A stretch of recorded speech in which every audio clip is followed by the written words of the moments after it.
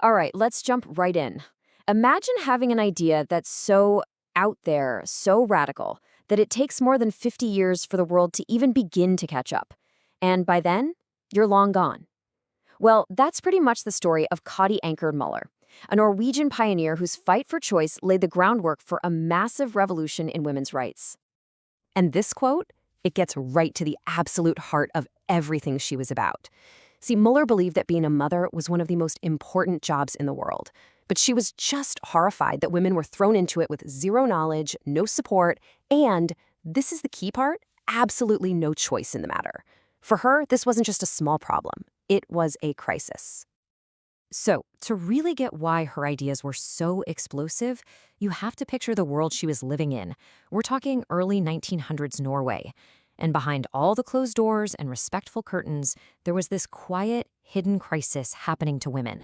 For so many married women, life was just this relentless, exhausting cycle. Get pregnant, give birth, try to recover, and then it would all start over again. They had basically no control over their own bodies, which led to just immense physical and mental strain. And for Kadi, this wasn't some abstract social issue. It was personal. It was her own life. She watched her mother, who had 10 children and died at just 50, live out her last years in just constant, crippling fear of getting pregnant again. Seeing that firsthand, well, it lit a fire in her. And look, as things were tough for married women, for unmarried women, it was a whole different level of disaster. Think about the maids, the servants. An unwanted pregnancy was just catastrophic. They'd get fired, kicked out by their families, and left completely desperate with a baby to care for. It was total social and financial ruin. And right into the middle of all this silence and suffering steps Kadi Anker Muller. In 1915, she gives this speech that basically detonates like a bomb in Norwegian society.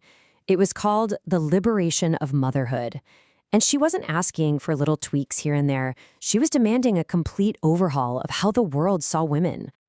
So here it is. This was the core of her plan for what she called voluntary motherhood. First up, widespread sex ed, so women could actually understand their own bodies. Second, free and easy access to contraception. And third, and this was the one that made people's heads explode, decriminalizing abortion. You did not say things like that out loud in 1915. But she didn't even stop there. Her thinking went like this. If being a mother is the most important job in society, then why don't we treat it like one? It shouldn't be some private burden a woman has to bear alone. It should be a respected profession, with education, with scientific backing, and get this, with financial support, a salary from the state. She was literally designing the blueprints for a social safety net. Well, as you can probably guess, the backlash was insane. It was immediate and it was fierce. People saw her ideas as a direct attack on religion, on family, on the entire moral fabric of their society. The criticism just came at her from every direction. Now, to really understand why people freaked out so much, it helps to know this term, hegemonic masculinity. It sounds complicated, but it's not. Just think of it like the invisible software that a society runs on. It's all the unspoken rules and ideas that say men are in charge and women are not. Kadi wasn't just trying to change a few laws. She was trying to rewrite the entire source code of her society's power structure. And you can see the clash right here. For every one of her ideas, society had the complete opposite view. She said motherhood should be a choice. They said it was a woman's duty. She called for state support. They said, nope, that's a private family issue. She promoted education and contraception. They preached abstinence. She was fighting for female autonomy in a world that was built from the ground up on male authority. This phrase, right here, sewing pillows under sin, was a real thing people said about her.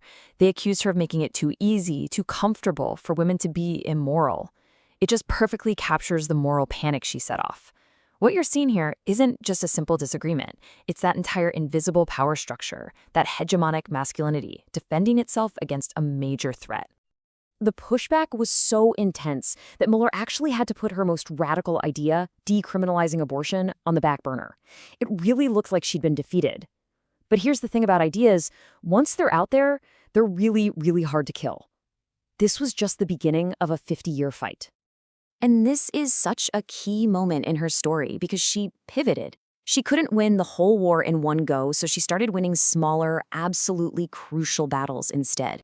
She poured her energy into helping create these groundbreaking laws in 1915 that, for the very first time, gave children born outside of marriage basic rights, like the right to their father's name and inheritance.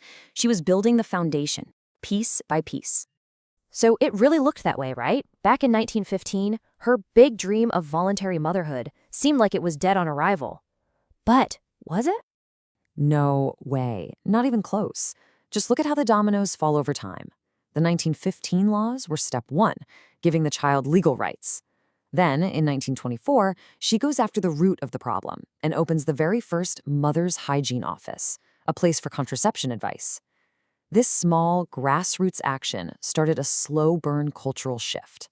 Fast forward to the 1960s, a whole new generation shows up armed with the birth control pill, and suddenly her vision of control is a reality for millions. And all that momentum is what finally leads to the huge legal victory in 1978. She might have lost the opening battle, but she ended up winning the long, long war. It's really easy to just focus on the big abortion fight, but her legacy is so much bigger than that. Her core idea that the government actually has a responsibility to care for mothers and children, well, that's now a fundamental pillar of the modern welfare state in Norway. And here's where you can see the real, tangible impact. That one little office she opened in Oslo, it didn't stay just one office.